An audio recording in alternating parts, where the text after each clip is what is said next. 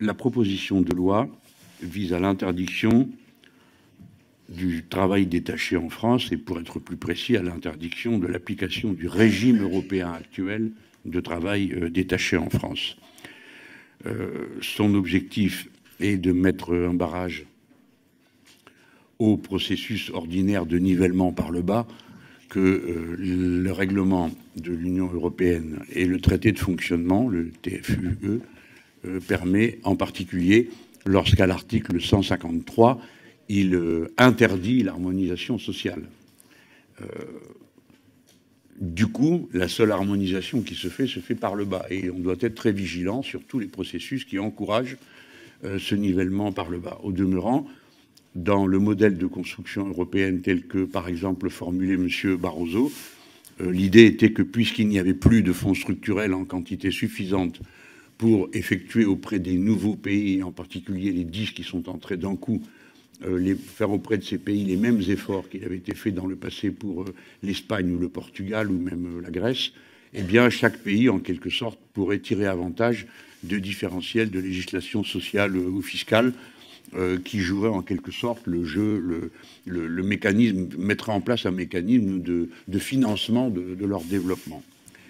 La deuxième raison, c'est évidemment de mettre un terme au mauvais traitement dont font l'objet les travailleurs détachés.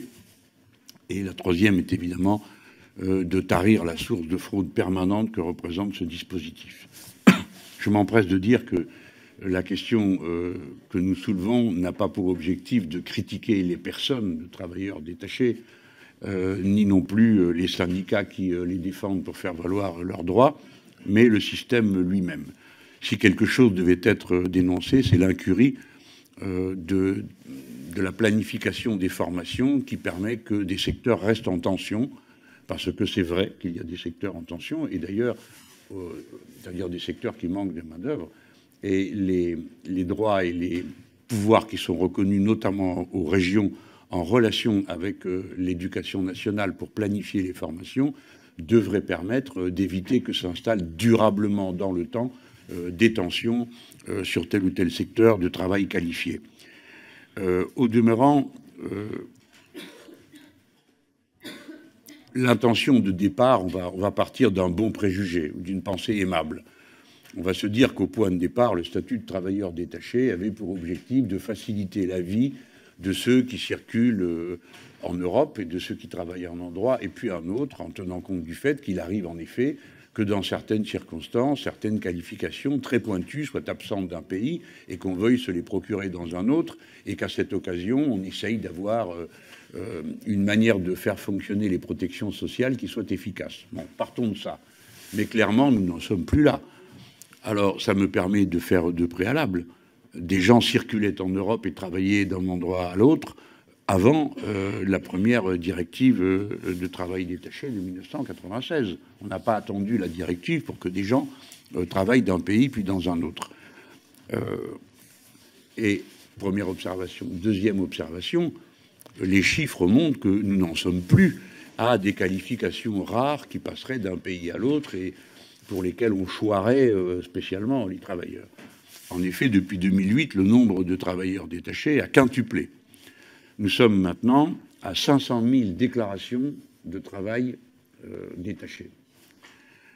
Je dis 500 000, 516 000 en réalité, et je mets de côté les 800 000 déclarations de travail détaché dans le transport routier, puisque, en toute hypothèse, ce secteur n'est pas inclus dans la nouvelle directive. 1,3 million de déclarations. Autant vous dire franchement que ça ne veut pas dire qu'il s'agit d'1,3 million de personnes, et ceci pour deux raisons. La première, c'est qu'on ne prend en compte que les déclarations de travail détaché. Il peut y avoir plusieurs déclarations pour une même personne qui viendrait être détachée à plusieurs reprises. On discutera le fait que c'est à la limite de la légalité, puisque il est prévu qu'il y a une durée maximum de travail détaché, et il en va des déclarations de travail détaché comme des CDD. Il y a une limite à leur utilisation. La deuxième raison pour laquelle nous ne pouvons pas conclure que 500 000 plus 800 000, 1,3 million, ce soit autant de travailleurs, c'est qu'il y a tous ceux qui font l'objet de fraude à la déclaration, c'est-à-dire qui sont des travailleurs détachés, mais ne sont pas déclarés comme tels. Mais le nombre des déclarations permet maintenant de savoir où sont les gens qui sont ainsi détachés. Et on les trouve dans des secteurs où on ne peut pas dire que le manque de main-d'œuvre soit crédible. Compte tenu du nombre de chômeurs que nous avons dans notre pays, il n'est pas vrai qu'on ne trouve pas les gens qu'on ne trouverait pas les gens pour accomplir ces tâches. Au demeurant, les déclarations font valoir des faibles niveaux de qualification. Je ne le dis pas pour déjuger le travail qui est accompli par ces personnes, parce que tout travail contient une qualification, on le sait bien. Quand on dit faible niveau de qualification, ça ne veut pas dire pas de qualification. Le travail sans qualification n'existe pas. Nous sommes sur des déclarations de faible niveau, mais là encore, nous ne sommes pas capables d'apprécier la vérité de la déclaration, car c'est un usage qui a été repéré à de très nombreuses occasions, que des gens sont déclarés comme de faibles qualifications et payés au SMIC, alors qu'en réalité, il s'agit de gens plus qualifiés, mais qui, même déclarés à ce niveau de revenus, ont un intérêt personnel à venir y travailler, parce que ça représente plus que ce qu'ils gagneraient dans leur pays d'origine pour ce même travail qualifié. Ce que je viens de vous dire vous décrit donc à la fois un phénomène ample et un phénomène mal connu, puisque les outils pour l'apprécier finement, nous n'en disposons pas encore à cette heure. En attendant, ce qui est certain, c'est que nous ne sommes plus en phase d'un dispositif pour parer à des manques occasionnels, circonstanciés de main-d'œuvre qualifiée. On a le sentiment, attesté par certaines fraudes découvertes, qu'il s'agit au contraire d'une manière de contourner les législations de chaque pays. La dernière modification de la directive a pu apparaître plus favorable, dans la mesure où elle oblige, elle n'est pas encore adoptée, je voudrais que les collègues le sachent, hein, parce que nous parlons de quelque chose, quand on parle de cette modification de la directive, qui n'existe pas encore. Au demeurant, 2 pays ont présenté un recours contre la nouvelle directive, hein, donc on n'est pas du tout sûr que cette nouvelle directive s'applique. En attendant, elle est apparue à un certain nombre de gens comme plus favorable dans la mesure où elle ordonnait les mêmes rémunérations pour les mêmes niveaux, pour le même travail, on va dire, hein, pour le même travail, mais pour les mêmes niveaux de qualification. Ce que je viens de dire il y a un instant vous montre que c'est un concept assez relatif, parce que si on déclare des gens à un niveau de qualification pour les payer d'une manière et qu'ils exercent autre chose, on n'est pas tout à fait dans l'égalité. Mais admettons même ce point. Il n'empêche que le point névralgique, c'est que le paiement des cotisations sociales et des autres avantages conquêtes qui vont avec ces avantages sociaux ne sont pas inclus, comme par exemple les primes d'hébergement, de transport, de nourriture, etc., qui toutes relèvent des régimes sociaux, ne sont pas pris en compte par cette égalité de traitement réclamée facialement par la nouvelle directive. Et de toute façon, les cotisations sociales ne sont pas prévues. Alors évidemment, c'est là que se fait la distorsion et la concurrence déloyale, parce que évidemment qu'un salarié dont on soustrait du salaire la part des cotisations sociales coûte moins cher à l'emploi. Et là, sans porter d'appréciation morale, même si il est juste qu'on en porte, après tout, la vie sociale décrit des règles qui, elles aussi, font d'une morale collective. Mais si on met de côté les questions de morale, il faut bien comprendre la pression qui s'exerce sur une entreprise quand elle sait que pour un même travail, elle peut parvenir à abaisser son devis de 20% ou de 30%. C'est une pression considérable dans la bataille que se livrent les entreprises. Et spécialement, ce sont les petites entreprises qui sont les plus sensibles à cette forme de concurrence parce qu'elles ont déjà à pâtir de celles qui exercent les très grandes sur eux. Et quand on y ajoute cette distorsion, vous voyez que ça devient quasiment imparable et que ça condamne à mort toute une série de petites entreprises. Ne croyez pas que ce soit là une pure vue de l'esprit. Une grande entreprise du bâtiment, que je ne vais pas citer pour ne pas être malgracieux, par exemple, s'est trouvé à embaucher d'un coup 460 travailleurs détachés pour le chantier d'une centrale nucléaire. Ce n'est pas des petites quantités. Alors vous me direz peut-être que les petites entreprises n'étaient pas en état de faire de la concurrence pour un chantier de cette nature. Mais je demande que par l'esprit, on le reporte à des cas qu'on connaîtrait moins facilement. Et là, je viens, puisque j'ai pris cet exemple, sur la difficulté qu'il y a à réprimer la fraude. Nous avons auditionné les services spécialisés qui font preuve d'un sérieux et d'un professionnalisme absolu. Il n'est pas question de mettre en cause leur travail, hein. Mais eux-mêmes disent c'est une telle cascade un tel empilement de moyens de détourner la loi que si vous imaginez que ça va se régler par un quelconque règlement de type dissuasif, c'est une vue de l'esprit. La gendarmerie qui travaille sur ces sujets, l'inspection des affaires sociales, les travailleurs, les inspecteurs du travail ne peuvent pas faire face à cette cascade. Je peux en donner un exemple assez simple. Dans le cas que je viens d'évoquer, de ces 460 salariés, le montage juridique faisait intervenir une entreprise basée en Irlande, qui fournissait les travailleurs, qui elle-même agissait par l'intermédiaire d'une succursale chypriote. Et la succursale chypriote employait des travailleurs polonais. Vous avez donc 3 niveaux de nationalité, donc 3 niveaux de recherche. Bon, je me demande comment on a réussi à les coincer cette fois-là, mais c'est pour dire que dans un très grand nombre d'autres occasions, entre l'engagement de l'enquête, sa conclusion, et qui plus est les châtiments, les délais sont tels qu'il y a au moins 2 victimes. Ceux qui ont fait l'objet d'une concurrence déloyale, et deuxièmement, les travailleurs eux-mêmes, parce qu'ils ne récupèrent aucun de leurs droits.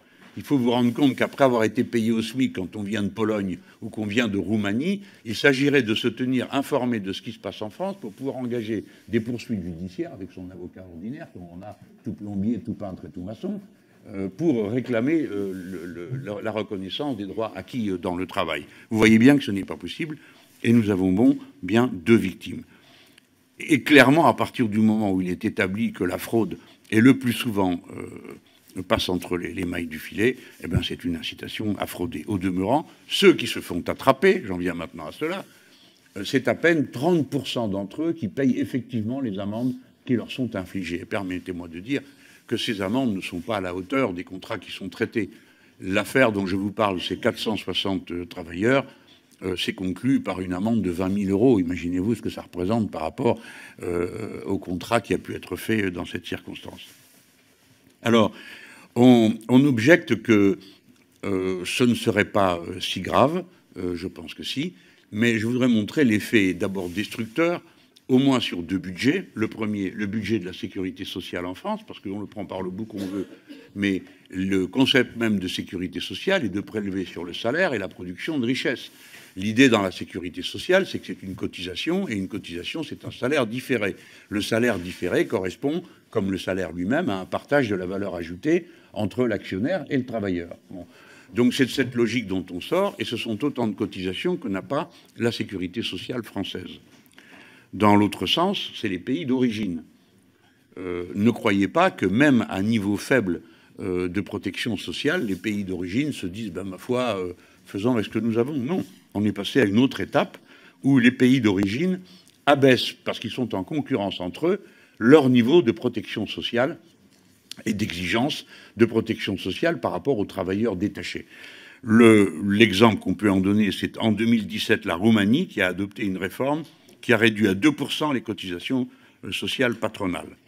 Ou bien la Bulgarie en 2018 qui a supprimé de sa législation tout barème minimal concernant les indemnités de transport, de nourriture et d'hébergement. Donc d'une part, vous devez leur courir derrière, vous rendre compte qu'il y a quelque chose qui n'est pas fait, que les cotisations ne sont pas payées, puis une fois que vous y êtes, on vous dit, écoutez, vous courez après rien, parce qu'ici on a tout annulé, ça n'existe plus, et on n'a pas envie de créer des difficultés à ces employeurs. Je termine en disant que dans ce cas précis, on observe une nouvelle dérive par-dessus les 2 que je viens de vous décrire, c'est l'existence de sociétés dites d'intérim qui sont basées à l'étranger et qui peuvent parfois embaucher des travailleurs du pays dans lequel se fait le travail. Et c'est comme ça qu'on retrouve des travailleurs français vivant en France et travaillant sous le statut de travailleurs détachés. Leur chiffre a été évalué à une quarantaine de milliers par la Cour des comptes. Hein. Bon. Donc là, on arrive à un niveau de fraude et de concurrence déloyale absolue, parce que là, nous parlons bien, voyez-vous, du travailleur de telle zone, de tel endroit en France, qui peuvent être sur des petits chantiers. Et il n'y a aucune obligation que ce soit ainsi. On me donne l'exemple d'une entreprise de l'Ariège qui embauche des travailleurs détachés sous le régime des travailleurs français. Donc il n'y a pas d'obligation de tricher, ce n'est pas vrai. Et des entreprises ont à cœur de ne pas tricher et de faire les choses dans les règles. Alors, ce régime de travailleurs détachés tel qu'il est conçu, il nous met dans une situation assez étrange, parce que nous autres, les Français, nous avons signé les conventions de l'OIT, de l'Organisation internationale du travail. On les a pratiquement toutes signées. On est un pays assez avancé, respectueux du droit international en matière de travail. Or, cette convention de l'OIT, c'est la convention numéro 97, et c'est son article 6, elle dit que tout le monde doit être traité de la même manière, et pour l'ensemble des droits acquis par les travailleurs, que ce soit les niveaux de rémunération et les cotisations et les droits sociaux. Ceci est écrit en toutes lettres dans la convention que nous avons signée. Par conséquent, il ne peut pas être question qu'il y ait des droits sociaux différents pour des travailleurs qui sont attelés à la même tâche, dans la même entreprise et dans le même pays. Nous sommes donc en contradiction avec le droit international. Nous ne sommes pas le seul pays d'Europe qui serait dans cette situation, il y en a 7 autres. Et il est assez étrange que la Commission ait exercé des pressions et fait savoir à certains pays qu'il ne serait pas bon qu'ils signent la dite convention. Vous savez que souvent l'Union européenne, quand des pays arrivent, on leur fait signer toutes les autres conventions que les pays européens signent. Mais là, c'est l'inverse. La Commission européenne est sur le retrait en disant « Écoutez, vous ne pouvez pas signer ça parce que sinon ça vous crée des obligations qu'on va vous demander de ne pas respecter ensuite. » Alors, ça, c'est le premier aspect. Le deuxième aspect, du droit international que la nouvelle convention, comme l'ancienne, nous demande de ne pas respecter, c'est même le socle social. Vous savez que, la Charte des droits sociaux.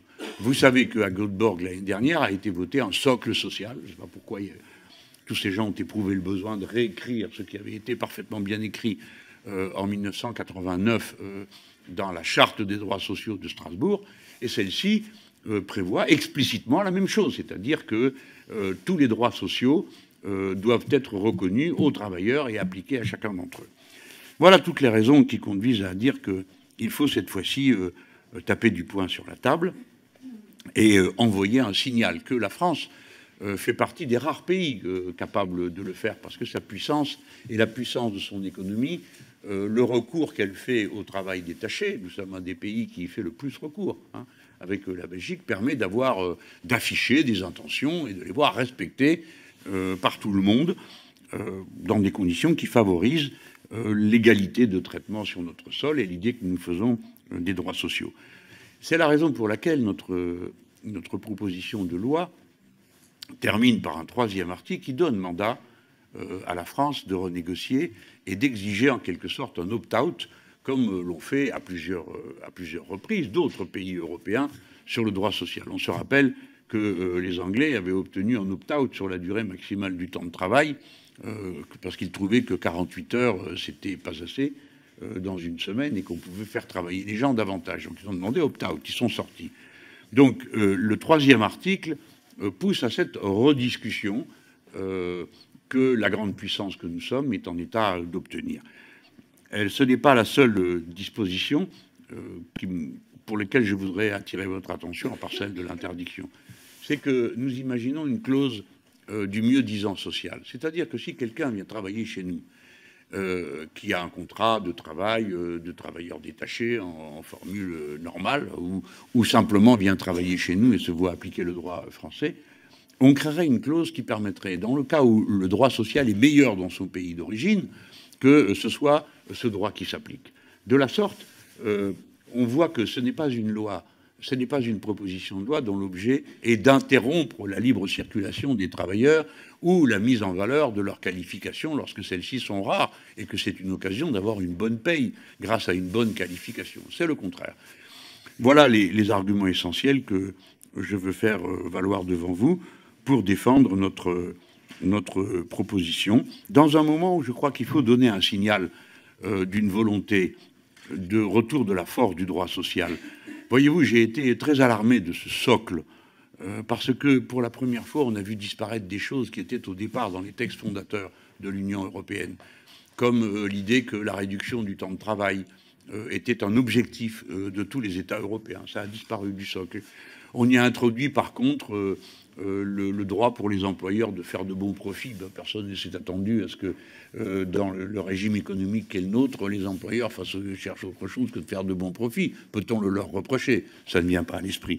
Mais on a estimé que c'était nécessaire précisé. Et surtout, on a retiré de ce socle social une phrase qui était dans la charte qui disait qu'on reconnaissait le droit à tout travailleur d'exercer toute profession ou tout métier dans la communauté selon les principes de l'égalité de traitement pour l'accès au travail, les conditions de travail, ainsi que la protection sociale du pays d'accueil. À l'époque, on précisait du pays d'accueil. Voyez-vous, que veut-on faire? Après tout, ce qui existe dans des dizaines d'autres pays. Si vous allez travailler en Australie ou si vous allez travailler au Québec, ben, ma foi, vous voyez appliquer le droit du travail de ce pays et personne n'y a trouvé à redire, ni chercher à organiser les choses autrement, parce que c'est l'intérêt des travailleurs et aussi d'une certaine manière de vivre dans lesquelles on n'accepte pas que des mauvais traitements soient réservés aux plus pauvres. Je vous ai fait graphe ici parce que je ne veux pas faire de tableau qui soit trop noir, des conditions dans lesquelles sont accueillis, logés, nourris et traités souvent ces travailleurs détachés.